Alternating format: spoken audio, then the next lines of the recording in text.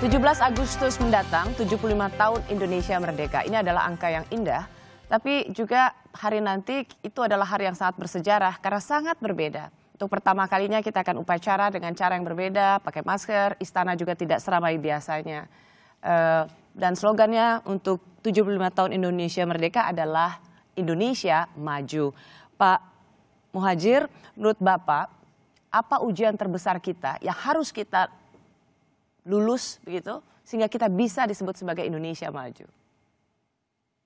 Seperti yang sudah diarahkan oleh Presiden pada waktu memperingati hari ulang tahun Pramuka, yaitu dua, yaitu pertama disiplin nasional, terutama disiplin untuk mematuhi protokol kesehatan.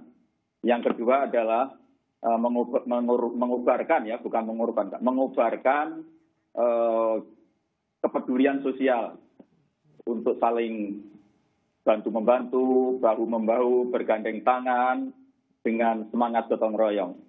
Saya kira dua itu kata kunci untuk mengisi makna kemerdekaan 75 tahun Indonesia Merdeka ini. Ya. Mbak Retno, apa ujian terbesar kita supaya kita bisa memang lulus sebagai bangsa pemenang Indonesia Maju?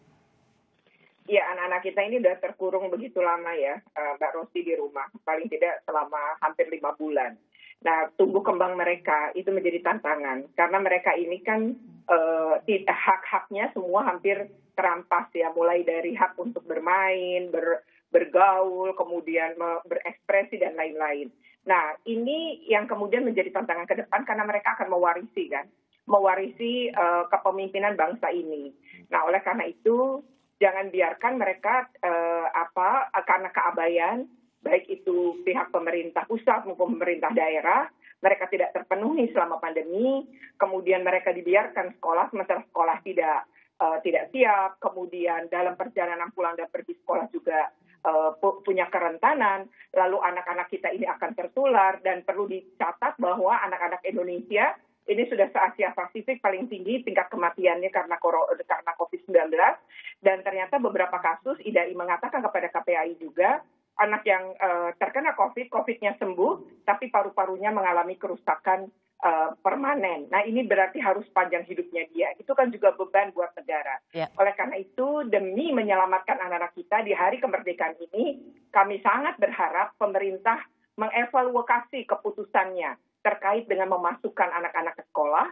Kemudian kami mendorong untuk memperbaiki PJJ pada fase kedua, gratiskan internet agar semua rakyat Indonesia terbantu.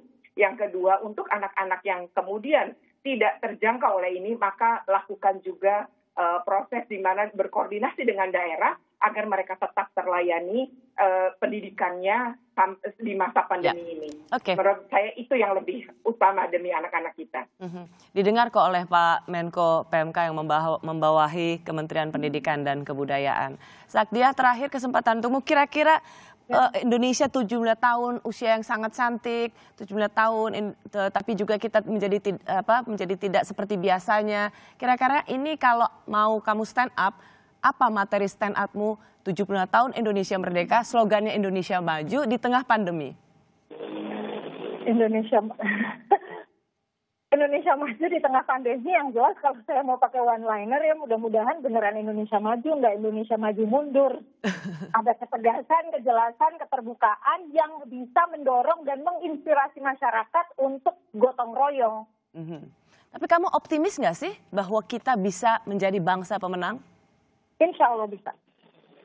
Terima kasih. Pak Muhadjir, terima kasih. Sakdia, terima kasih. Mbak Retno, terima kasih. Selamat sama-sama kita merayakan 17 Agustus nanti, 75 tahun Indonesia Merdeka. Sebuah sejarah. Kalau kita nanti foto, kita pas merayakan upacara ini dengan situasi yang sangat terbatas, kita pakai masker. Itu mungkin akan terjadi di 100 tahun lagi. Yang lihat cicit-cicitnya kita. Tapi semoga kita mampu melalui ujian ini menjadi bangsa pemenang. Sekali lagi terima kasih Pak Muhadjir, Sakdia, dan Mbak Retno. Selamat malam, Mbak Sadia. Terima kasih banyak. Kemerdekaan saat ini bukanlah sebatas kata, namun lebih dari sebuah harapan dan doa. Harapan untuk bisa merdeka dari ujian pandemi. Harapan untuk bisa lolos dari jurang resesi. Dan harapan untuk bisa mewujudkan Indonesia Maju. Kini saatnya kita perjuangkan kemerdekaan kita yang direnggut oleh pandemi. Bukan dengan bambu runcing atau senjata api. Cukup dengan pakai masker, jaga jarak, dan kebersihan tangan. Saya Rosyana Silalahi, tetaplah di Kompas TV, independen, terpercaya.